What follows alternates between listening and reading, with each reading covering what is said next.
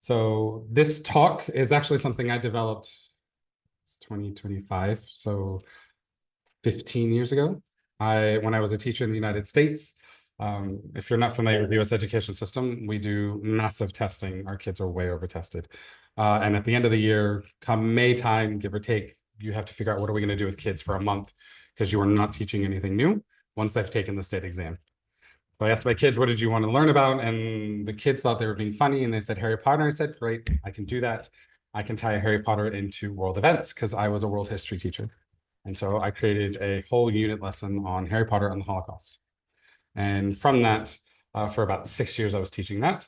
And that's where this was developed out of. Now, we're not going to be doing what I did in my class because you guys aren't students and I don't need you to learn for future knowledge. This is going to be more of analyzing the literature and movies and how it relates to how we can teach the Holocaust to students.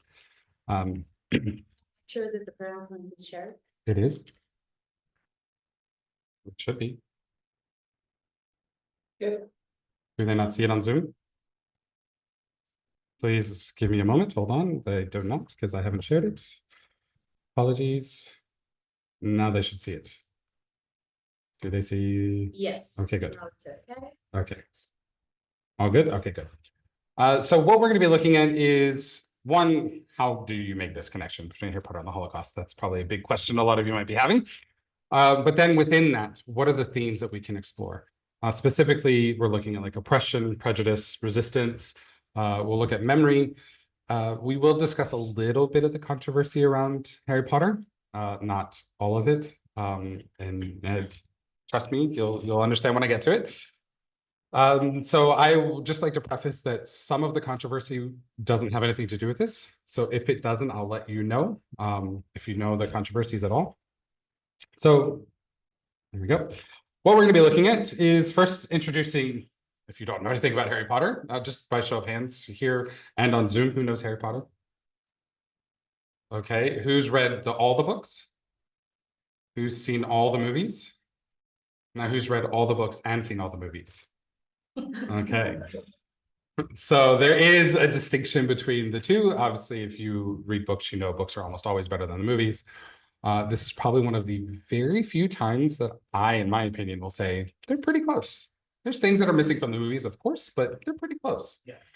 So we're going to be looking at what is Harry Potter, just to introduce it to you if you don't know it. Then we're going to be looking at the themes of discrimination and persecution and how that plays out in the books and how you see that displayed in the movies. I do have some clips for you to look at and we'll discuss.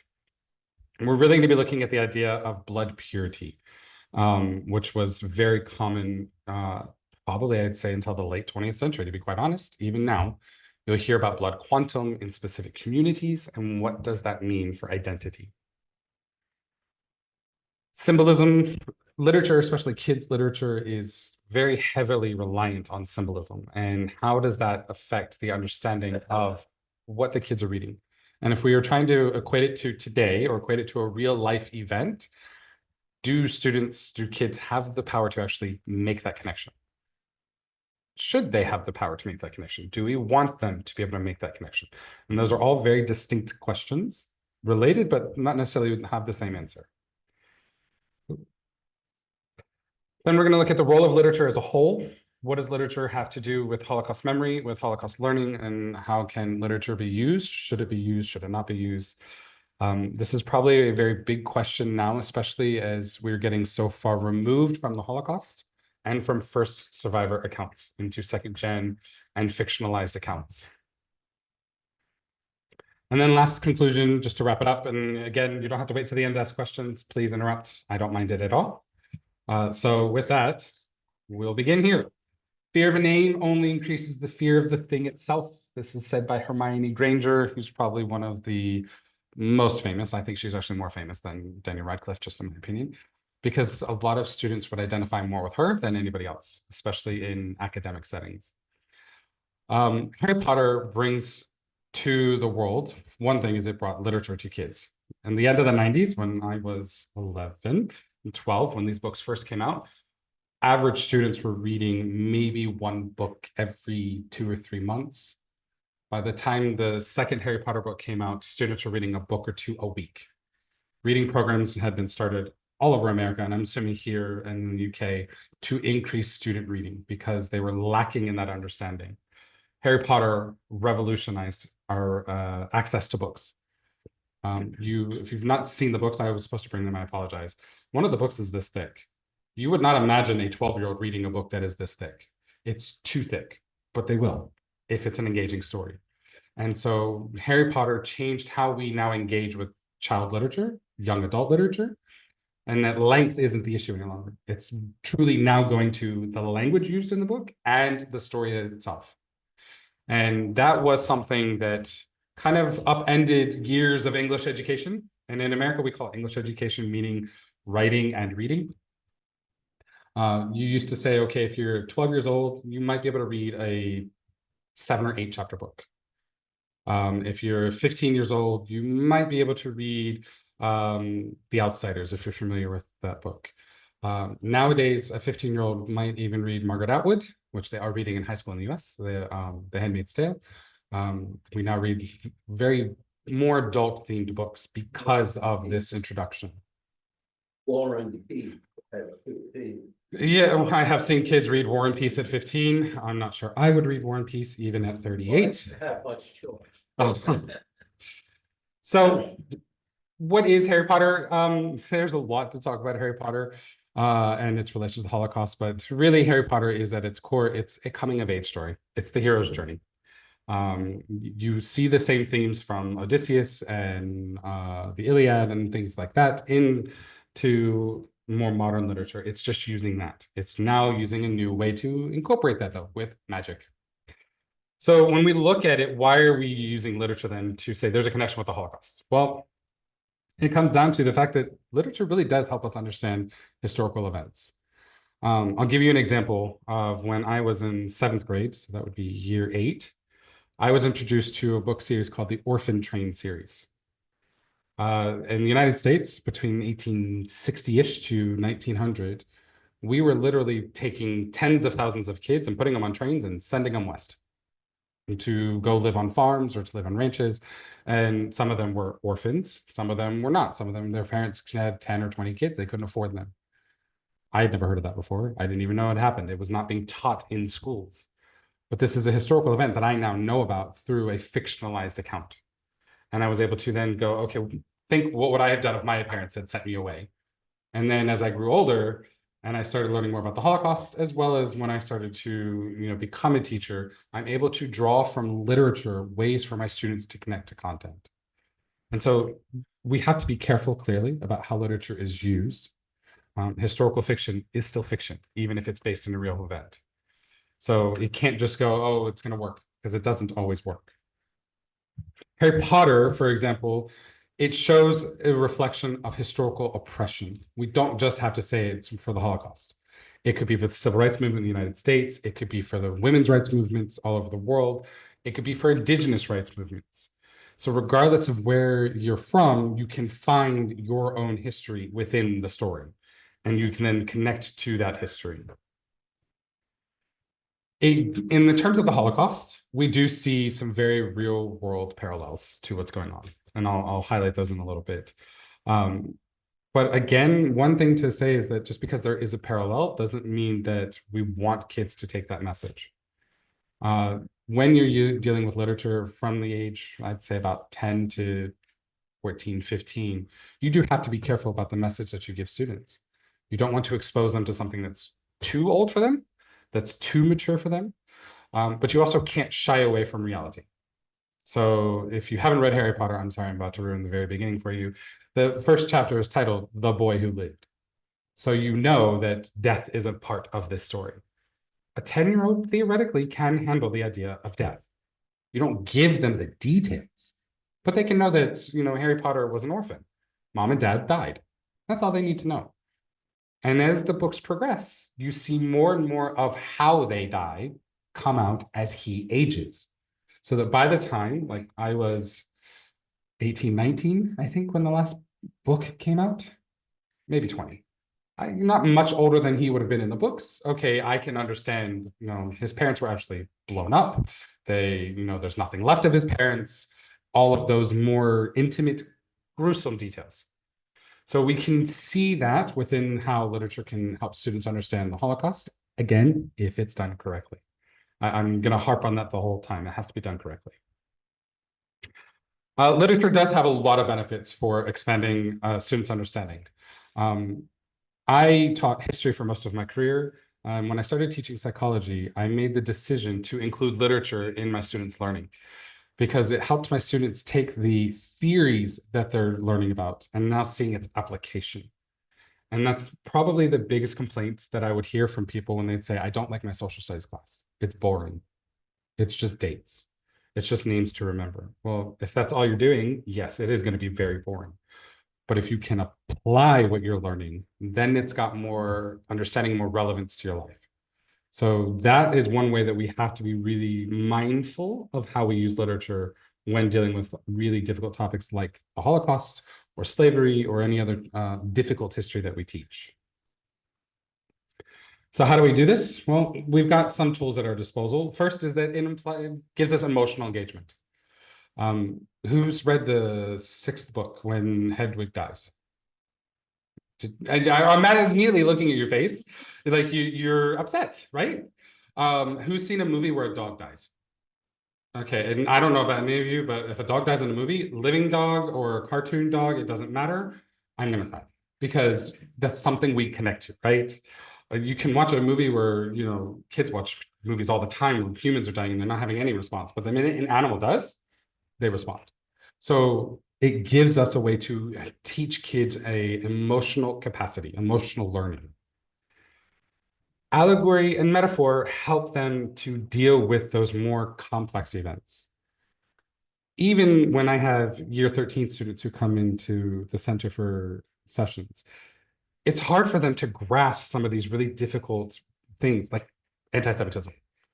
I could take years to explain anti-Semitism to somebody who would understand all of the legal and the literal definitions and all of the ways in which it's shown up, but they might still walk away going, but I still don't get why they're hated, because that emotional component, that irrationality is missing.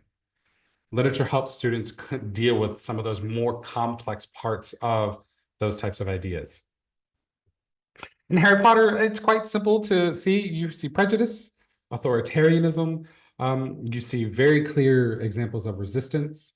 I remember seeing back in 2017, when I was teaching, there were student protests all over the country from 15 and 16-year-olds right after the Parkland shooting. I don't know if you heard about it in New Zealand. There was a shooting in Florida. I want to say 26 people were killed. In the United States, gun laws are very different than here. And people were going, where are these kids getting these ideas from? They're getting these ideas from things like Harry Potter or from the Hunger Games. We were raised on these books. And now we're going to take what we learned from them, that we have to fight back against the man, you know, what they used to say, or whatever we perceive to be the wrong in order to make the world better. And it was actually a really amazing thing to see 16-year-olds who go, no, I'm not going to come to school because my school is not safe. No, I'm not going to allow you to bring in more what we call resource security officers, which is just a really fancy way to say police. Because a lot of campuses in the States are very police heavy. My campus, the last one I was on, we had 9 police officers. And the kids, what they did, they got up, they walked out. They didn't come to school for 4 days. They demanded that the district do other things to make them safe rather than just bringing more security officers, because that doesn't fix the underlying social problem. So it helped them make these connections to real world through this literature. Questions? So when we look at the themes of Harry Potter, we start looking at discrimination and persecution. I like this quote that I put up here from Sirius Black, who's one of the characters in the books and the movies. If you want to know what a man's like, take a good look at how he treats his inferiors, not his equals.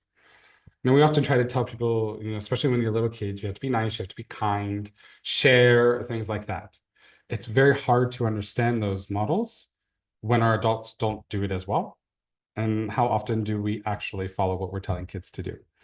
A great example is when we're telling a kid, no, you have to share your toys. Okay, Can I use your phone? Can I have your car? And you get, well, no, this is, you can't do that, it's mine. So then how do you expect a child to then share their toys when you've just modeled for them that they don't have to? So these are the ways that kids learn and the ways that they connect with it. So sometimes reviewing, when we're looking at this, we need to understand these concepts that we're looking at. So the first one, who are the victim groups? There are a lot of different victim groups within the Holocaust and the genocide of World War II, as well as within Harry Potter. These can often be debated. There is no correct, this is what it is. Literature around this is still developing. The very first university course that was actually offered on Harry Potter wasn't offered until roughly around 2015. And so they're still developing, how do we use this in its proper form? You can see in the book, if you don't know all these terms, I'll explain them to you. Muggle-borns, so muggles are non-magical people. If you are from a family that is all non-magical and you all of a sudden have magic, you would be called a mudblood. Dirty, think of it as that way. So dirty blood, it's equivalent to what a Jew would be during the Nazi regime. It's a stand-in. This idea that, your blood is clean or it's dirty, it's not new. The Nazis didn't invent it. It was even older than that. The idea that you can be defined by your ancestry and how much of it is has been around since roughly the Enlightenment time period, when we began classifying people from not just, their religion, but to their ethnic group and their national group.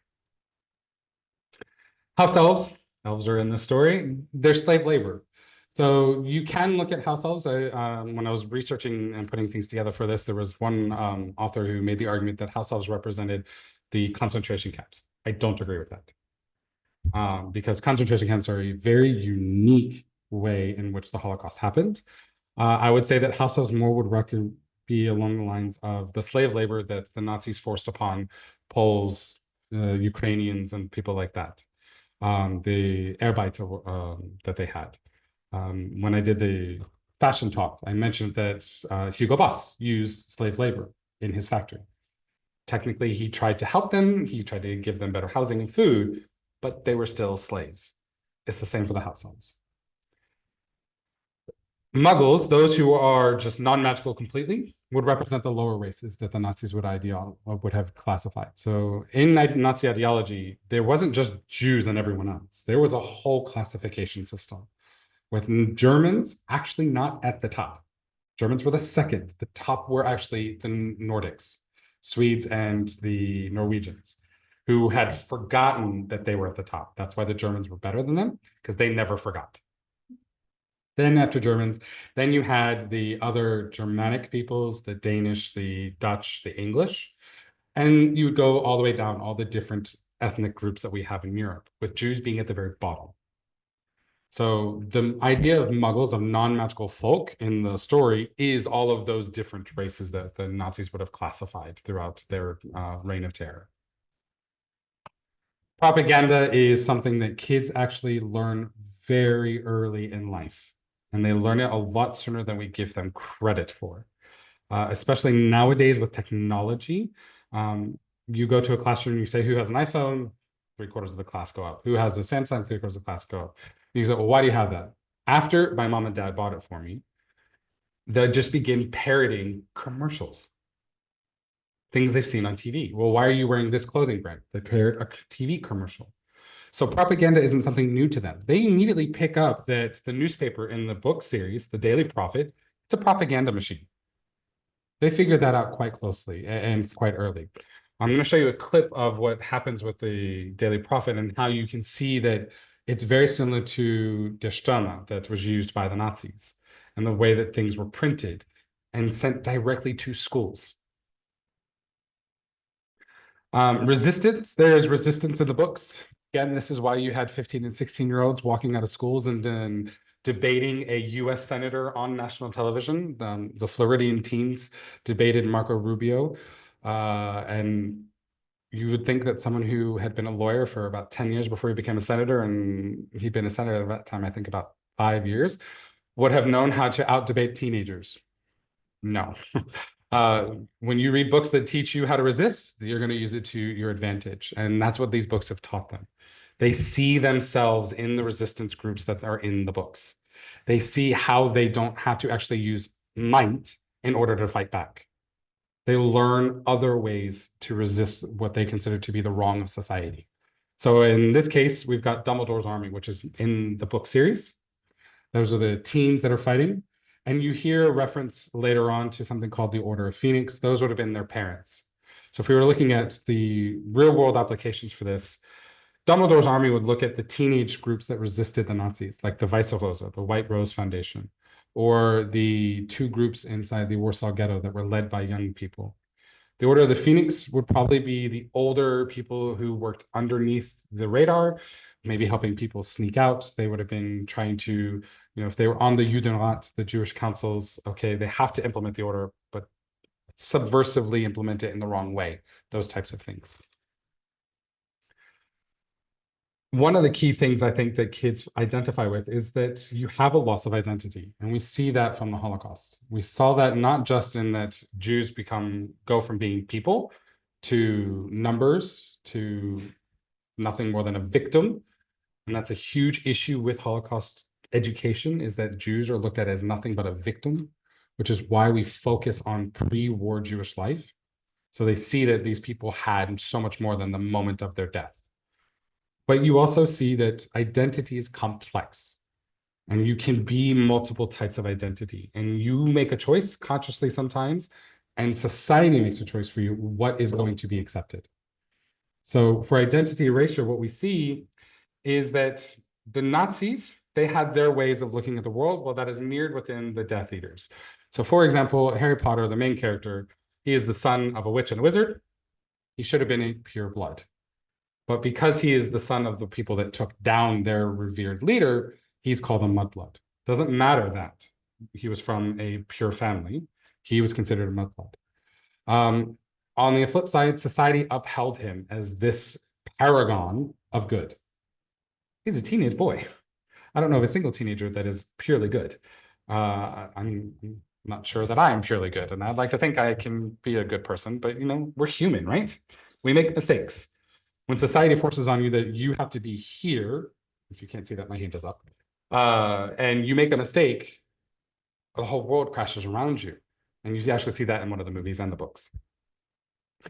You have people who are forced into hiding. They have to hide who their identity is. So in the last two books, Muggleborns, those who are mixed blood or those who have family that are not wizards or witches at all, they have to go into hiding. The same when it came to Jews during the Holocaust and to those who were hiding Jews. Oftentimes they would, sorry. Okay. They would, have to change their identity. And people would dye their hair, they would change their name, you'd get a new identity card. It was a choice, but it was a choice that was forced upon them by the circumstances around them. It wasn't something they would have done had it not been for what the Nazis were doing, right? And then we've got show trials. Now I'll show you a clip of that as well. That was a huge way of control. Show trials are a way to control people and how they express who they are and how they identify with society around them. The Nazis often, their show trials lasted 10 to 15 minutes. One of the most famous was that of Sophie and Hans Scholl. I think it was 15 minutes exactly from the time they were put on trial to taken to the guillotine. And they're televised or they're recorded and then played on the radio. So people can hear everything. And that's another way to control how you express who you are. I can't even imagine what their parents must have thought when they heard this was happening, because they never got to see their parents again, and they never got to deal with that until much later. When we use things like the law or we use societal pressure for people to conform, we're forcing upon people an idea of how they should outwardly behave and look. And kids are always looking for, how do I push back? How do I test the system? And conformity is one of those ways. Right? In the 90s, it was all, at least where I was living in the States in the 90s, we had kickers. These were kids who were very into the cowboy scene. I was living in Texas. Okay. I lived in Houston. There's more people in Houston than there are in the entire country of New Zealand. Okay. We were not a country place. We did not have a lot of farms, but they were trying to fight back against that perceived non-Texan idea because we had uniforms, we had dress codes, all those things in schools. So this is what we're looking for when we look at how do you find this in Harry Potter, and how is this showing kids relational to the historical learning. So I'm going to play a clip. This is the longest of them. I'm going to stop it partway through and explain a few things, but if you have questions as we go through, just let me know.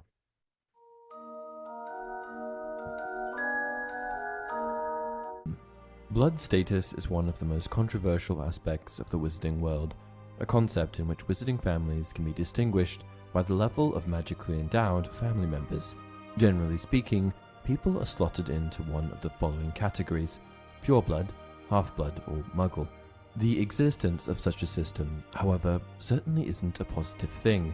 The different classifications of blood purity in the wizarding world actually act in a very similar fashion to race in the real world, which obviously leaves the door open for things like prejudice. So it's, as I was putting this together and I took that little clip from this, it's something to think about when we think about modern politics as well. Because who's been to Israel? So if you've been to Israel, if you may or may not have known, there's something called the law of return. So the law of return says that any Jew in the world can move to Israel and become a citizen of Israel. But it specifies that you have to have one Jewish grandparent. You don't have to be a practicing Jew. You just have to have one Jewish grandparent. That is a blood quantum. Orthodox converts. That law was changed in 2013, 2014, and it's somewhere around there nowadays. But the idea that was that even with something that we would view as a good thing, it's still falling back on this idea of a blood quantum. All right. You see it when registry rolls in the US for native tribes.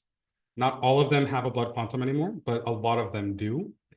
I don't know about New Zealand and the iwi, but it's a common colonial practice to divide people using a blood quantum. 116 Cherokee. I lived on an Indian reservation. Did some research there. Hold on. People can't hear you online.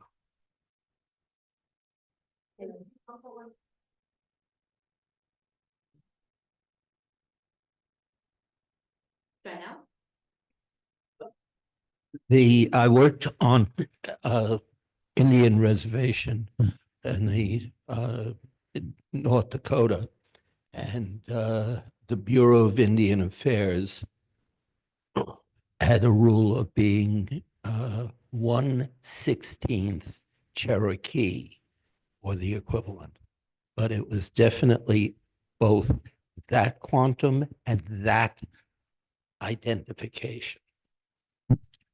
Usually with the idea of a blood quantum, once you've been put into that group, you can't get out of that group. It's a bit warm in here, so I'm going to turn the cool air on. There we go. And so this is not unique to Harry Potter. This is something that we've seen and that started around colonialist ideas as a way to control populations. Of course, it shouldn't be a surprise to anyone that parallels can be drawn between Voldemort and the Death Eaters, with Hitler and the Nazis during World War II. I wanted Harry to leave our world and find exactly the same problems in the wizarding world. So you have the intent to impose a hierarchy, you have bigotry, and this notion of purity, which is this great fallacy, but it crops up all over the world. People like to think themselves superior, and that if they can pride themselves in nothing else, they can pride themselves on perceived purity. So yeah, that follows a parallel to Nazism. That quote was from J.K. Rowling. So J.K. has had a unique perspective, I guess is the right word. She's gone back and forth with this, where she said there's no connection to it. I was just writing a children's story, because these are all that she originally was telling to her children that she wrote down. And then she's gone back and said, no, there's a connection. I'd been there. I'd seen these things in museums. You'll hear it in just a minute. So yes, clearly I'm drawing from that. I think with authors, especially children's authors, there is an issue when they're trying to draw from the Holocaust. I'm especially thinking of a book called The Devil's Arithmetic. I don't know if you've read it. It was published, I want to say the late 80s, and it includes a young girl who goes back in time to meet her grandmother right before her grandmother is deported to what theoretically is Auschwitz. And the young girl experiences everything that her grandmother experiences as her best friend. We never want literature to put kids in the position where they are taking on that mantle. It's one thing for them to see the parallel and understand it intellectually. It is another thing for them to take it on emotionally. That can be damaging for children. So it's a very fine line that authors have to tread. And I think at times JK does actually fail at it. Because especially when you read in the last 3 books, as it gets more and more dark and you see more and more death, if the kid who started reading it has aged with the books, they're going to have the emotional capacity to separate them. But if you are just a 12-year-old who's picking up book 6, you're not old enough to understand that it's fictionalized. You could end up inherently taking upon yourself that this could happen to me. So it's a very fine line, and I don't have the answer of how do we, not police, this isn't the right word, but how do we monitor this? Because again, she got kids reading. Millions of kids around the world reading that had never read before. But it's just something to keep in mind that there is this fine line when you draw parallels to the Holocaust, how you put it into literature. Nazis were of course infamous for the persecution of Jewish people, among other minorities. Basically, anyone was persecuted that didn't fit into Hitler's perceived notion of the Aryan master race. The master race is a concept in Nazi ideology in which the putative Nordic or Aryan races, predominant among Germans and other Northern European peoples, are deemed the highest in racial hierarchy. Members of this alleged master race were referred to as Herrenmenschen, master humans. In this instance, Aryans were the purebloods, and any other group could be placed into either the half-blood or Muggle category. Where Hitler rallied the Nazis, Voldemort rallied the Death Eaters, and where Hitler sought to eradicate non-Aryans, Voldemort sought to enslave and dominate non-purebloods. One thing that I want to quickly explore before diving into this further is, what constitutes a half-blood? In an interview, J.K. Rowling was asked a similar question. Why are some people in the wizarding world called half-blood, even though both their parents were magical? The expressions pureblood, half-blood, and Muggleborn have been coined by people to whom these distinctions matter and express their originators' prejudices. As far as somebody like Lucius Malfoy is concerned, for instance, a Muggleborn is as bad as a Muggle. Therefore, Harry would be considered only half-wizard because of his mother's grandparents. If you think this is far-fetched, look at some of the real charts the Nazis used to show what constituted Aryan or Jewish blood. I saw one in the Holocaust Museum in Washington when I had already devised the pure-blood, half-blood, and Muggleborn definitions, and was chilled to see that the Nazis used precisely the same warped logic as the Death Eaters. A single Jewish grandparent polluted the blood, according to their propaganda. Very important to note, it's the other way around.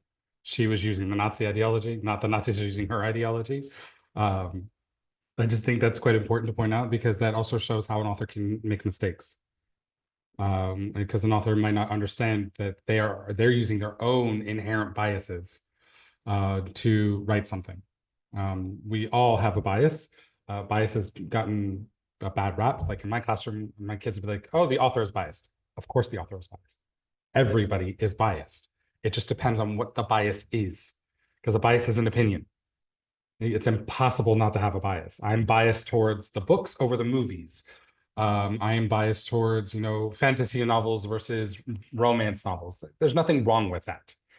But when those biases come in and you change the relationship with the content that you've written, that can be a problem. And we'll see in a few bit why it becomes a problem for From her. this, we can derive that the Death Eaters used similar methodology to the Nazis, suggesting that similar Third Reich formula rules were in effect.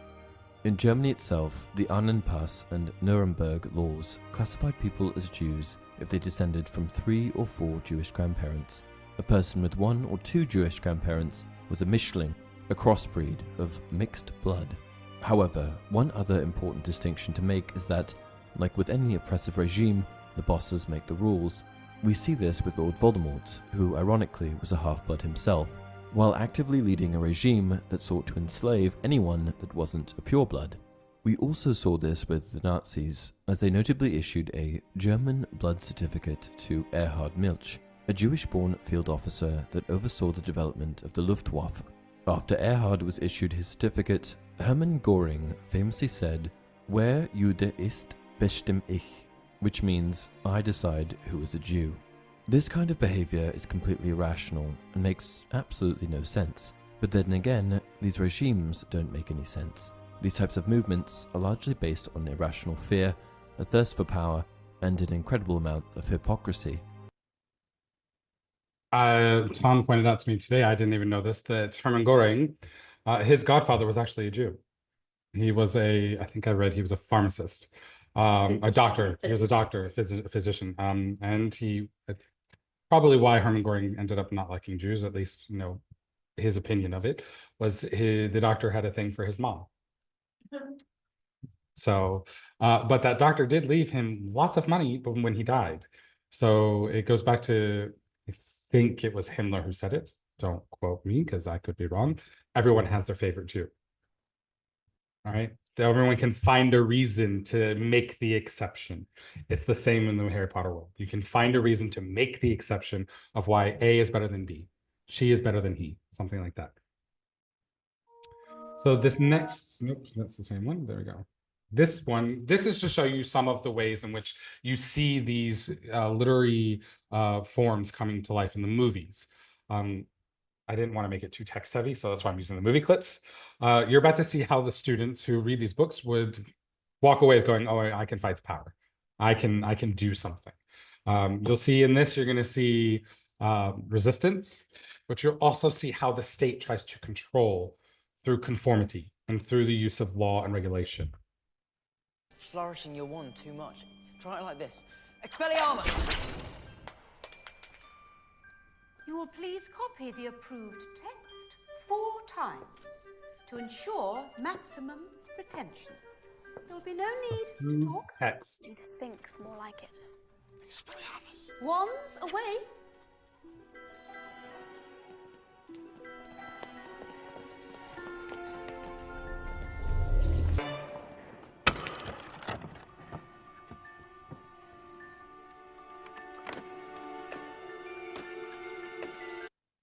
So all students who will submit to questioning about suspected illicit activities. It's a way in which you can integrate the kids and find out who's doing what. And by the way, these things are, it seems fantastical. I've seen similar things used in schools where principals will call in kids one after another to find out what's going on. Sometimes it's with the best intentions, and other times it is about control. Okay, but if you are a 14-year-old reading this, you're probably going to go, "Oh, my mom and dad do this to me all the time." Well, if my mom and dad do this to me, now it's happening at school. I'm going to fight back. I'm not going to do this. I'm going to push and push and push.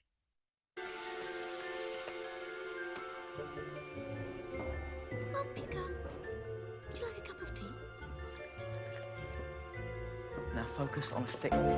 Stupefy! Those wishing to join the Inquisitorial Squad for extra credit may sign up in the High Inquisitor. So with this, one of the things that we tend to not really talk about a lot is the way that the Hitler Youth movement was used to control students during the time period of the Holocaust.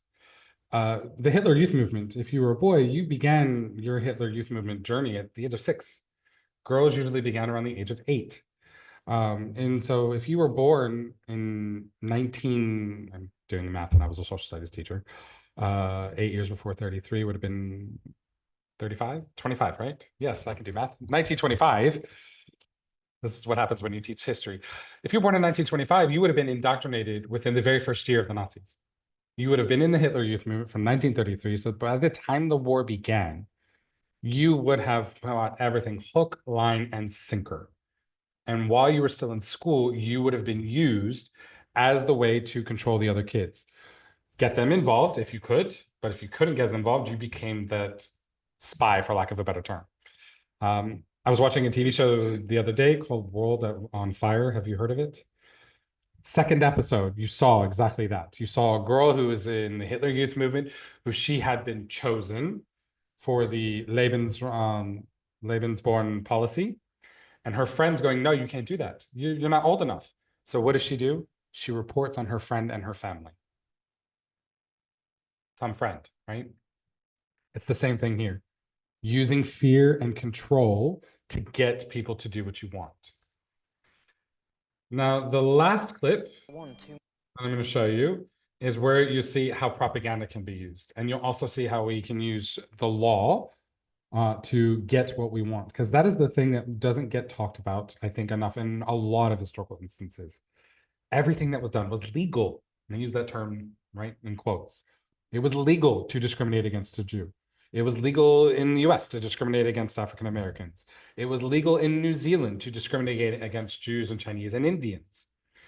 Just because something is legal doesn't necessarily mean that it's correct.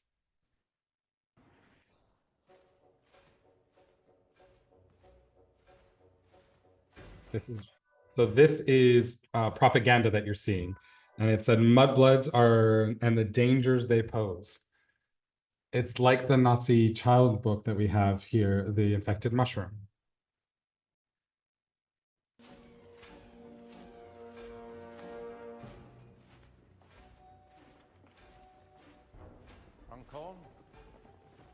All of those people following that man, those are all reporters. The state was able to do what it did not because of military. It was able to do what it did because everyday people fell in line. That's when we have students, we tell them that's what makes the Holocaust unique, is that it wasn't just the military, it wasn't just the government, is that it took the entirety of society to allow the Holocaust to happen. And here in a book and in a movie, the kids are seeing that right away.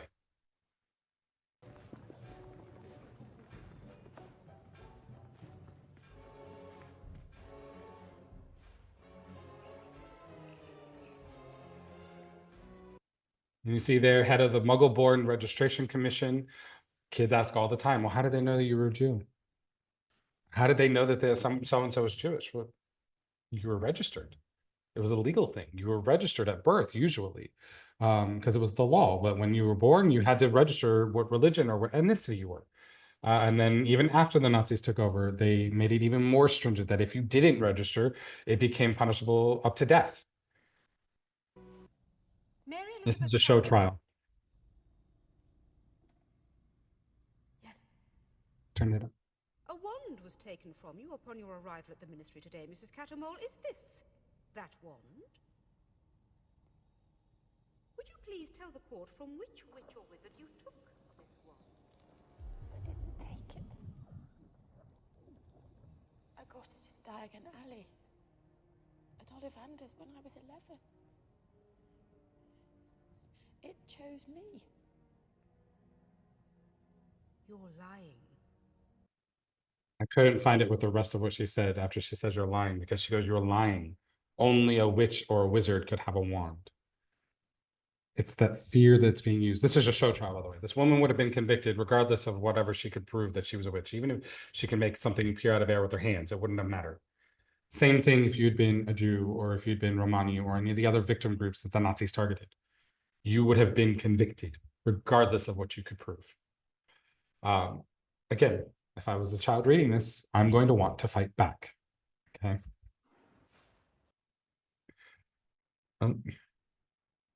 So how can we then say for sure that we've seen these inequalities? So all of these things that you're seeing, racial purity, hierarchy, inquisition, and legal segregation. Regardless of which way you look at it, you can see the connection between the two. With racial purity, the blood quantum laws in Nazi Germany, it was the Nuremberg laws that legally defined a Jew for 100%, Mischling of the first degree or Mischling of the second degree. You have a hierarchy, a classification of people. That classification was based on desirability. You could have been a Pole or a Czech or a Ukrainian. Your desirability wasn't that you were someone that they would marry or allowed to have civil rights, but you at least offered a workforce. So we'll let you live. Okay, if you weren't within that group of desirability, well, then we're going to remove you with any which way we can. Fear tactics are the easiest way to control a population. And fear is something that kids understand, right? We have to grow up to experience life before we stop being afraid of things. And one of the most base fears of being human is the fear of death, because we don't know what comes afterwards, right? And so that's what they're playing on. That's what the Nazis did, is that they could kill you at any moment. Same with what you see in the books and the movies, that you could be killed by a Death Eater at any moment. And then legal segregation. Laws are being used to discriminate against undesirables. Now, Death Eaters are not necessarily all Nazis. Now, Death Eaters, by the way, are the core group of people around Voldemort, the leader. We'll talk about him in a minute. They are more akin to the SA or the SS. They are the elites. They are not the everyday Nazi. They're not the everyday German citizen who would have been forced into compliance. So one of the things that she does with the Death Eaters is that she makes a clear distinction between them through the use of a tattoo. So there's a tattoo that they would have on their arm, not like mine, that is a skull with a snake coming out of its mouth. That would be like the SS symbol that the would have on their collars if they were in the SS.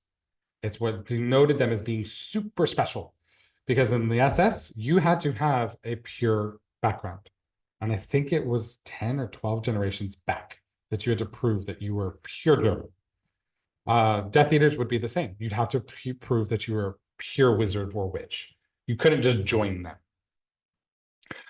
The idea that you can have some small group who's going to use that fear tactic is a great way for students to then go, okay, well, how can I fight against it? Because one thing when we teach students about, social justice is we want them to understand that social justice and fighting doesn't mean guns and bombs. There's multiple ways to fight against something. Social media especially is going to teach kids, and traditional media with movies and TV kind of highlights guns and bombs and less so much the rest of it. I don't know how many kids these days would have read Letters from a Birmingham Jail, for example, by Martin Luther King, or have read anything by Gandhi on civil disobedience. Those often have more of an impact than guns and bombs because it's not something that is seen every single day. Sadly, we live in a world where gun violence is seen every single day. It's not going to shock people very much anymore. So to me, that's ways that kids are seeing in these novels how we can fight back, rather than doing it what you might call the traditional way. Questions? So symbolism, there's a lot of symbolism in Harry Potter. There's a lot of symbolism even within the Nazis. We were talking about it just before we started a little bit ago about the occult beliefs that the Nazis had. That's a different talk. But you see a lot of symbolism that is used in there. Power, the way that power is shown.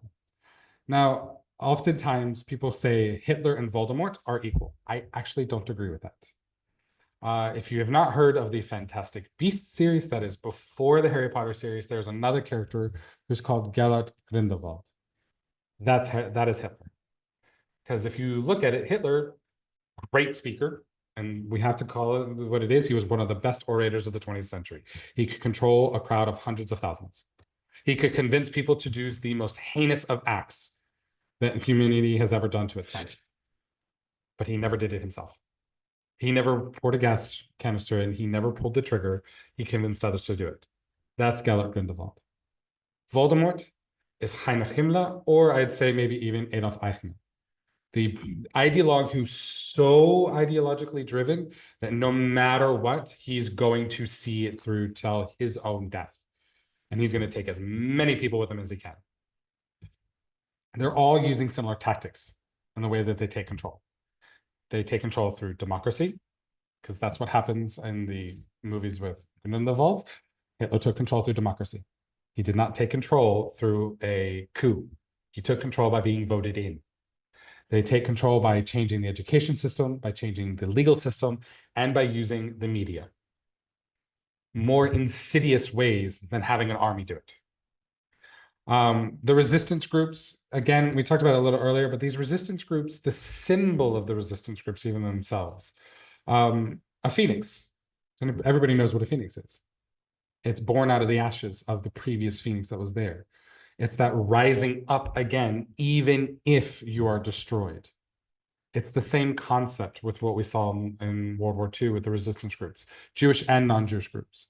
They were going to rise up out of the ashes of Europe one way or the other. They were going to fight back one way or the other. And survival becomes key. And you see it in secret organizations, codes, underground networks, all the different ways in which you can hide people and save lives. Through this, what students learn is they learn different ways in which to engage politically and socially. And they learn that just because someone is in power doesn't mean they will remain in power if you do the right things. I'm not defining what is right here because that's up for debate for everybody. But there's a lot of controversy around this. A lot of controversy around this. Harry Potter's actually been accused of spreading anti-Semitism. Yeah, a lot of people either go, really? Or they have no clue why it's been accused of spreading anti-Semitism, but it has been accused of spreading anti-Semitism. Oh yes, very much. And yeah, we'll get to that in a second. It's actually been accused of spreading homophobia. It's been accused of spreading racism. It uses a lot of tropes. I say that's true. That's my opinion. My opinion, okay? Not the Holocaust Center, this is me. But on the same token, remember that you're talking about children's literature. Children's literature is based on tropes because a child doesn't have all of the developmental processes to see all of the minutiae and differences that we do as adults. So that you can't go into deep concepts. You have to find a way that all children can relate to it. Doesn't make it right. That's a different discussion. So here, you've got two pictures. This is from a video game.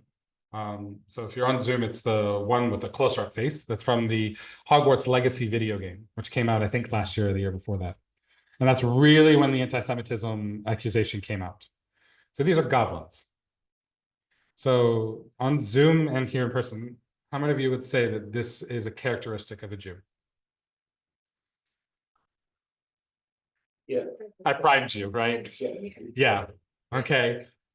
You have the hooked nose, right? Beady eyes. The ears thing, not so much, I don't think. I mean, I don't think I have big ears. Maybe I do. We do have, and we very often, yes. The chin, right? The almost evil glare, the growling kind of look to him. In this case, this is, you see here, this is a, I've lost the word. A scale, thank you, that is for converting metals. So this is a bank. The goblins control the banks in the Harry Potter world. How many of you would say it's anti-Semitic now? Okay.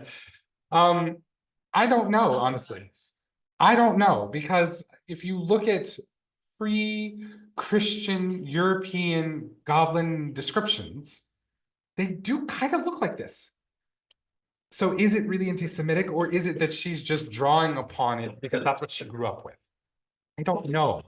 But I can say that if you do think it's anti-Semitic as a parent and your child's reading this and you don't tell them why, you are now allowing that anti-Semitism to be put into that child's mind. Because I guarantee you, there are tons of videos and tons of online articles and TikToks and Instagram Reels that talk about this game. Because this game was a huge deal. And this is just one of the controversies, okay? So I open it up to for you guys. If you believe it's anti-Semitic, why and what do we do? All that. You good? Microphone. We gotta have that. I never think are we on? For time to turn it off. One sec. Yeah. Now it's better. I never considered that. And I can see now that you've mentioned it, how I can draw the parallels. But Dobby is also with a big nose and big ears, and he is a house elf. And are Jews back in the day, were they parallel in that sense as well? I Because know, like no. he looks this, he like maybe this is just the working. I don't know. He does have blue eyes. Does he? Yeah. Oh. Yeah, big guy. Interesting. Sue? Show us the carpets in the bank. Say that again. The carpets in the bank are giant Star of David designs. What? Yeah. Google it. Google it quick. No. Really? They are 6-pointed. Okay, carpets in the Harry Potter bank. Carol. I'm looking this up now because I didn't know this. You also Oh my say, God, you're right. Share it with the Zoom. you also to say it's a generalization of maybe an older looking person, and like if that was a witch, you'll just Bless put you. hair on her as well, You and could. it could be a big nose and a big chin and awful teeth and big ears, and it would be a What's the witch. stereotype of a Yeah, it's British person in dentistry, right? Yeah, so it's a generalization, but you are trying to pull a parallel that could be Yeah. two. Are we fishing? Yes, exactly. You know? Yeah, I don't have the answer to this. I don't know. I know that especially with this game, the reason why they said that it was so anti-Semitic is because you had two types of goblins, an incredibly weak, subservient, I have no power goblin, or the incredibly powerful, I want all the money, I want all the gold, and I want to take power of the world, which is what the Nazis said about Jews. We're weak on one hand and incredibly strong on the other. We could be reaching. You could be right. I don't know. I don't have the answer. When the goblins had all the money, not the goblins, were they the goblins? Something like that. The rings? Lord of Yeah. the Rings, Yeah. wasn't the goblins that had all the money? And no, Yeah, the Lord of the Rings is a parallel of the Bible. a parallel of, The Bible. oh, so the dwarfs are the Jews Yeah. and they have all the money. Yeah, yeah. So the again, dwarves were these are strong. symbolism has power, right? We see how we can see anti-Semitism to it, but we also are we reaching? Are we looking for? I don't know. I don't have the answer here. Okay. I'm going to show you the rug at the end because I can't get in and out of this easily, but I will show you the rug. So this is a part of a spoken word poem, I think you can call it. I'm not slam poem.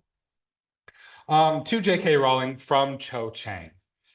I know you thought you were being tolerant between me, Dean, and the Indian twins. Hogwarts has like 5 brown people. It doesn't matter, we're all minor characters. Nah, you're not racist. Just like how you're not homophobic because Dumbledore's totally gay. Of course, it's never said in the books, but man, hasn't society come so far? Now gays don't just have to be closeted in real life. They can even be closeted fictionally. Miss Rowling, let's talk about my name. Cho Chang. Cho and Chang are both last names. They are both Korean last names. I am supposed to be Chinese. Me being named Cho Chang is like a Frenchman being named Garcia Sanchez. There's more to this slam poem. It's really good in my opinion. She took the video of her performing it down for a few things. She got a lot of threats against her for pointing these things out.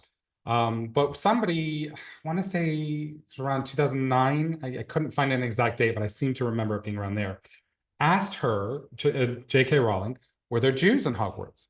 And she said, well, of course there were. Anthony Goldstein. Okay, Goldstein. All right, it's kind of a stereotypical last name. Oh, and he's in Ravenclaw. Ravenclaw is considered to be the clever students.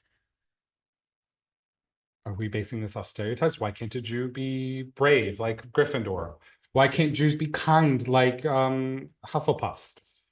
Let's be honest, we don't want to be in Slytherin because the Slytherins were where all the evil people came from, okay?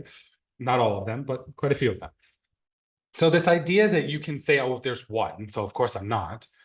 No, that's not how it works. Representation has to be complete representation, good and bad, of whomever you're representing, right? We have to be honest. There's good Jews, there's bad Jews, there's good Indians, there's bad Indians, there's good people, there's bad people. So why are we trying to base everything off of a stereotype? It was a huge thing for my generation when we became adults, as we started seeing maybe our beloved Harry Potter wasn't as nice as we thought it was. Maybe it didn't teach us what we thought it did.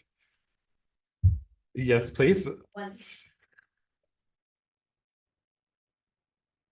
In saying that, Harry, she doesn't represent Cho as a bad person at all. And she isn't not a main character because Harry it's all right if I Harry falls in love with her, right? Doesn't he? He does. Is her right? So I don't think that's necessarily fair for her to get up there and. So there's another part to the poem where she talks about Miss Saigon. Vietnamese woman falls in love with a white soldier. Yeah. He leaves her. She dies. What's the other? Madame Butterfly. Japanese woman falls in love with a white soldier. He leaves her. She dies. But maybe, she falls in love with you the know, white soldier. He leaves her. She does die. But in saying that, maybe this is what J.K. Rowling is pulling from. Maybe she's influenced by Saigon, by all these things. She was, yeah. You know, it's very hard for us to ridicule her, this brilliant genius, when she's given us. She is giving us at least something. You look at the Hunger Games; they're all white. I've never read the Hunger Games. Oh, I've seen the movies. And there were two. Yeah, use Sorry, your that's not microphone. good. Microphone. There are two people that were black. The entire District 10. Oh, okay. Rue Good. and two is good. Okay. 2 out of. But do you know what I 4. mean? Like this is, I think maybe they're playing to. I don't really. I think this is the controversy that surrounds Harry Potter, though. And I'm not talking about the controversy about witchcraft and all that. I'm sorry, I'm not going to get into that. This is what the controversy I think that matters is, what do our students take away from literature when they read it? Are they taking the right message, or are they being given something we might not necessarily want? There's a lot of controversy around other books that are actually fictionalized Holocaust books. I just lost the name of it in my head. It's from Australia. Help me out here. No, the Tattoos to Auschwitz. Heather Morrison.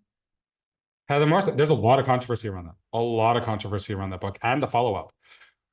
The Tattooist of Auschwitz, or is it the Librarian? No, it's the Tattooist of Auschwitz. Yeah. Boy in the Striped Pajamas. Huge controversy around that. That even created like a Twitter war between the Auschwitz Memorial and the author. And now he's written a follow-up. And the follow-up is supposed to be the denazification of the sister. I haven't read it. I won't read it. But like, these are used in schools. So we do have to be cognizant of that. There is controversy around books if they're being used in schools. And Harry Potter used to be used in schools. I don't know if it still is anymore, but it's something to keep in mind.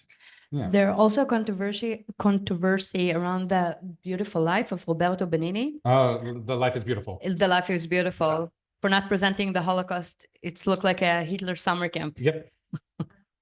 Yep. Jacob the Liar with Robin Williams, who's one of, if not my all-time favorite actor. It presents comedy in the Holocaust, which is a very controversial thing. So it's just something to keep in mind. There's controversy around Harry Potter. As much as I love it, and as much as it shaped my childhood, there's controversy around Harry Potter. So the last part is, how do we use literature then?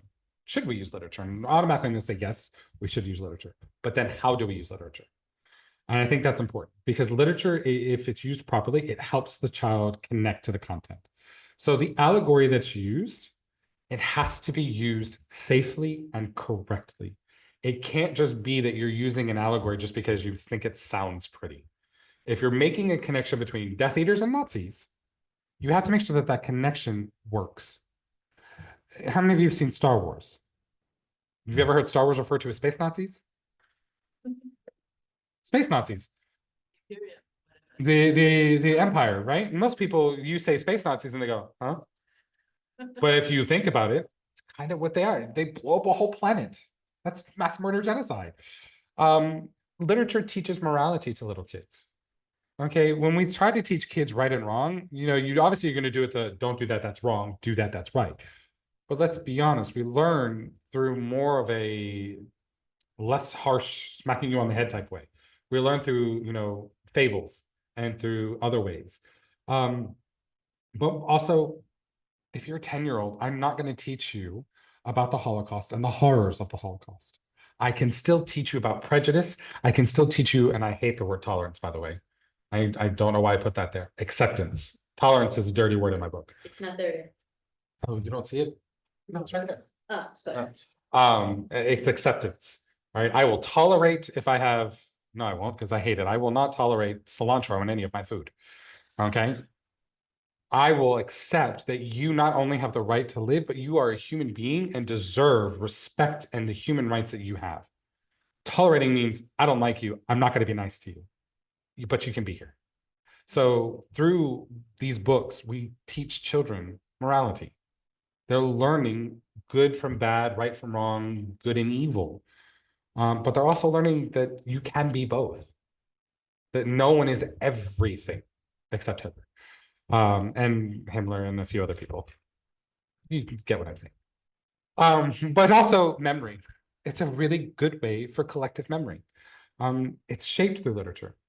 The way we remember the Holocaust, at least in my generation, and I'm generalizing here, right? It was through the books that we read. If you were from an area that didn't have a lot of Holocaust survivors, in Houston, where I lived in Houston, we didn't. The Jewish community was quite removed from where I lived in Houston. So if we wanted a Holocaust survivor to come down, somebody had to bring them down, which didn't happen very often. So our collective memory of the Holocaust was through literature and through film. I think that this is kind of what we're looking at with literature when we talk about it. Indeed, collective memory, it can be manipulated and shaped into a comforting illusion that borders on denial. Look at The Boy in the Striped Pajamas, a prime example of that. This is why literature plays a crucial role, serving as both testimony and legacy of specific periods or events. Literature, it helps us preserve memory, but it also helps us interrogate memory. The reality is memory is fallible, okay? No one's memory is 100% correct, as much as we'd want it to be. Memory is incredibly fallible. And so collective memory as a community is even more fallible. And how we put this together in literature, it can become that testament to what happened and help us understand the human condition, or it can whitewash and sanitize it. And it's something to be very, very cognizant of when we're using literature with students. I wouldn't use the entirety of the Harry Potter series with students. It's just not going to work. I would use specific books and maybe parts of other books, because that would help them understand it. And it wouldn't ruin the story either. They would still find it entertaining and all that. Same with the movies.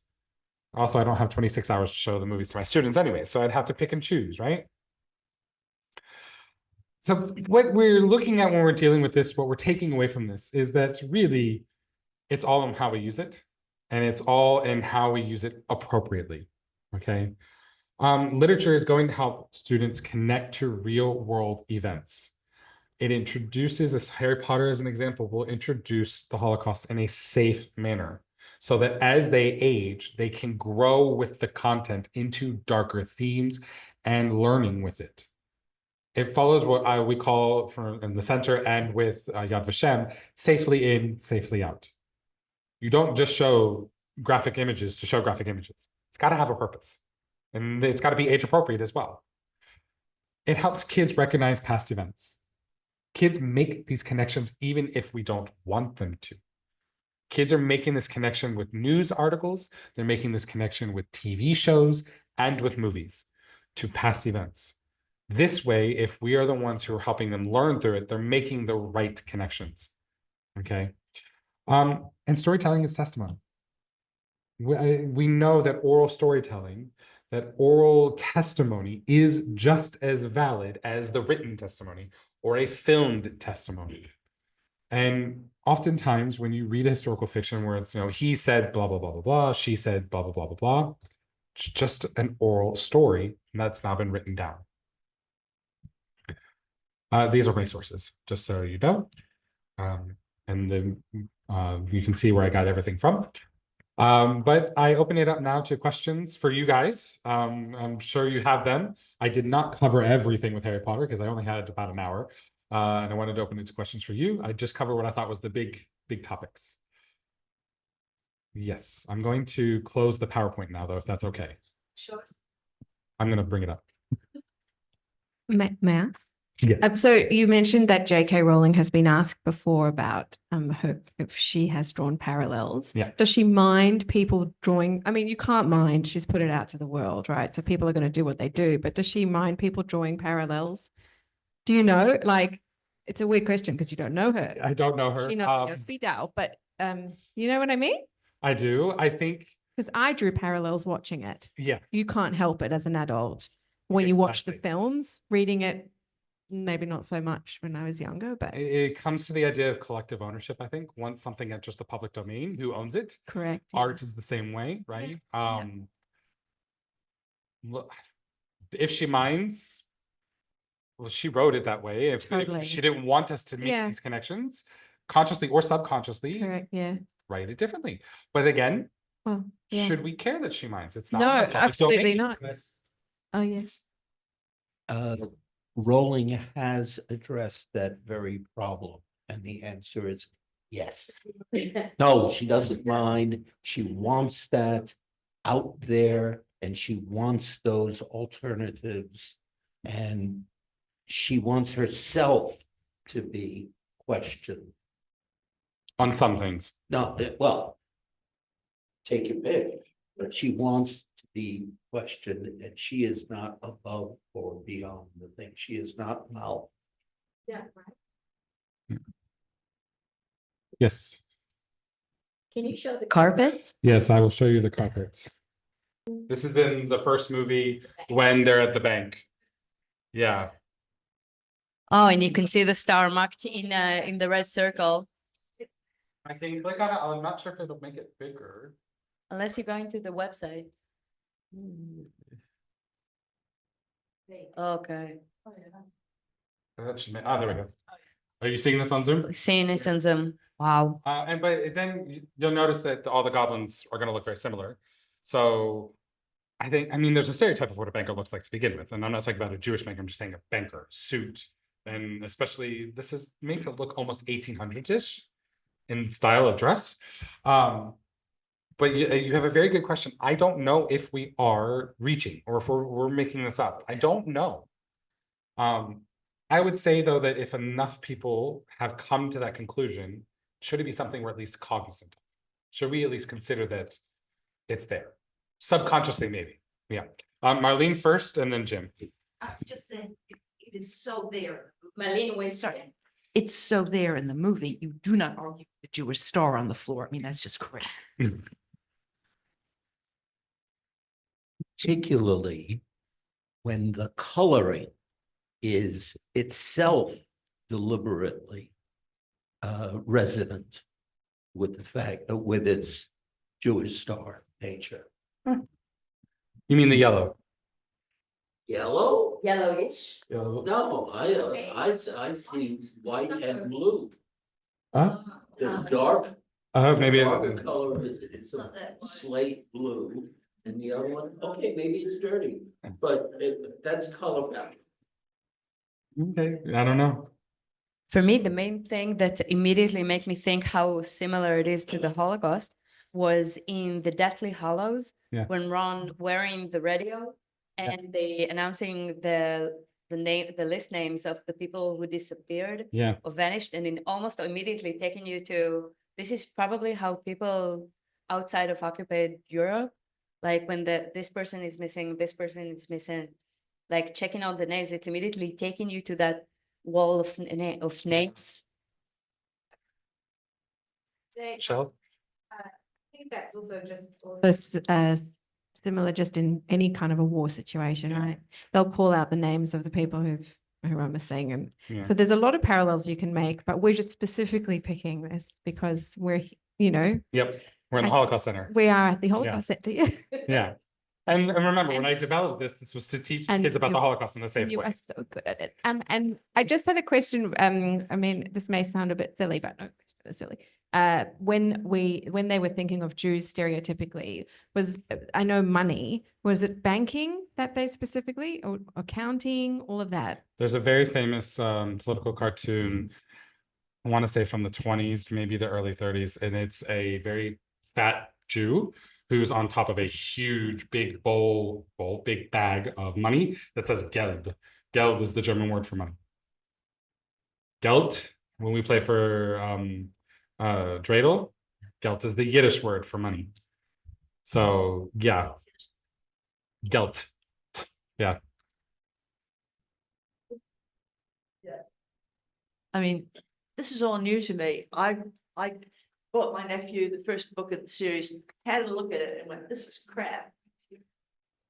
And I haven't paid attention to it much since, occasional movie. But if J.K. Rowling had her own story of Hitler-like discrimination and dreadfulness that didn't actually involve the Jewish bankers, so what, it's on a different thrust. If these really are anti-Semitic caricatures, then that just tells you a little bit about J.K. Rowling. There's a lot we could say about J.K. Rowling, we're not going to get into. Are there any questions online?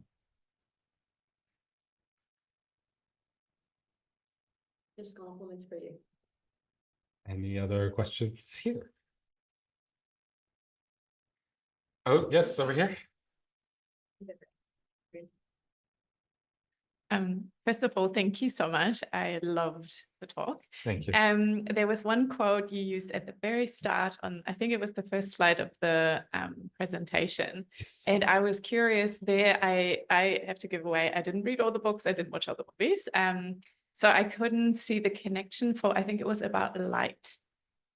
If one only remembers to turn on the light. Yes. Could you elaborate on that? Yeah, the reason why I picked that is that when, as a classroom teacher, oftentimes my kids would be like, so what's the answer? What's right? I don't know. That's not my job. My job is not to tell you what's right. My job is to get you to think. And so to have your light bulb go off, to have your moment of, I got it. Aha moment. The whole quote is, one can find help if one only remembers to turn on the light, something along the lines. I know I'm a Harry Potter fan and I can't remember the whole quote. But for me, it's the allegory of light being knowledge, light being intelligence, that you have to take it within you. Then I can't do it for you. You've got to turn it on. I can lead you there, but if you don't flip the switch, I've done what I could, right? Yeah. Dumbledore did, yeah. You had a question? Yeah, with the star and the Goblin Bank. I mean, we didn't even make that connection until today. I mean, how many people are making that connection? How many people now identify as Star of David as the Star of David? I see lots of people wearing earrings who are clearly not Jewish, who look like Star of David earrings. Yeah. So I don't know how much of that is actually lost as well in terms of that symbolism. I'm not sure. I mean, it shocked me that when I moved here and I saw for like Matariki at Christmas, they use the 6-pointed star, and I'm like, oh, cool. Otago University has the 6-pointed star on their crests. Cool, Jews are welcome here. This is gonna be a great place to live. Little did I know. No, it's a great place to live. I still love living here. Whoever's listening from the government. No, I don't know how many people would make those connections. Like, you could be right that we are reaching. And that is one of her complaints. Well, back to people who said it's anti-Semitic, is that it's people who are reading into things that weren't there. But once something goes public, you don't control the narrative anymore. She can't control that narrative. Like the new TV show that's being made on HBO Max or whatever it's called, she's tangentially tied to it. She's not in America. They're using American actors, which she is so against. Every actor in every single movie was from the British Isles. Okay, they were Welsh, English, Scottish, or Irish, or Northern Irish. All of them. The new movies, the ones from Fantastic Beasts, were the first time Americans were allowed to be in them. Because she was only tangentially tied to them. So I think that could be what we're seeing, is that now that she's not able to control the narrative, and it's the internet. Once something goes on the internet, if it makes it big, it makes, that's what people latch on to. Which movie is this from? This is the first one. Yeah, this is probably about 25 minutes in. Is something like that. Yeah. When you just meet Harry and Hagrid together. Yeah. Yeah.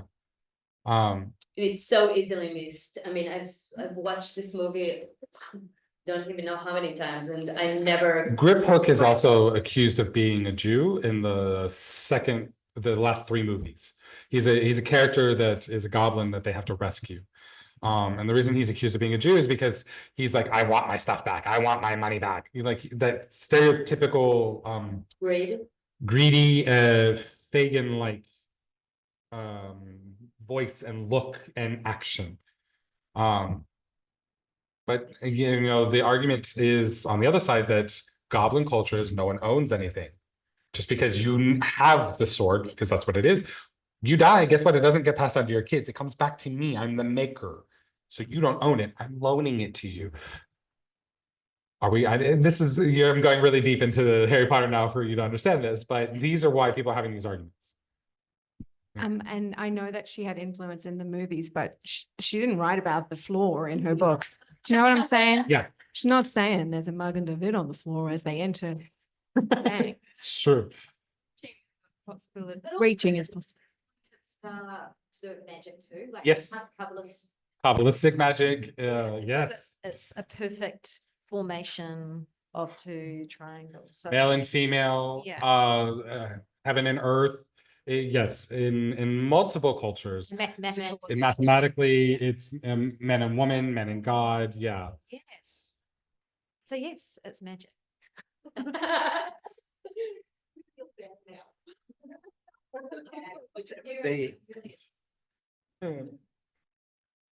But the stereotype, the reference is far, far older than this, than anything we're talking about, even here. I'm just thinking, of course, of Shakespeare. Merchant of Venice. And the Merchant of Venice and the pound of flesh. Yep. Fine, you're the pound of flesh, but 1 drop of blood. I have to say, for me, when I'm looking at this,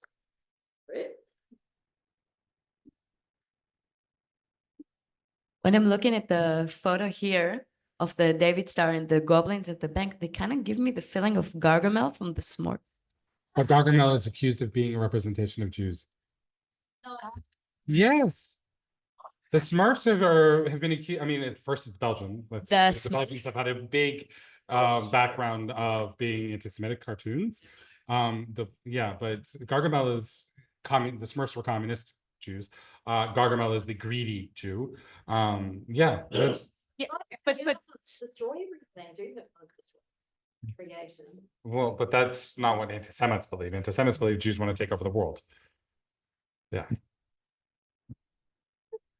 But I think once we're getting into the depths of European mythology and stuff, which came first? The Jews come along and you want to make them look evil, link them up with the goblins. Yeah. Welcome to the problems of literature. Hold it.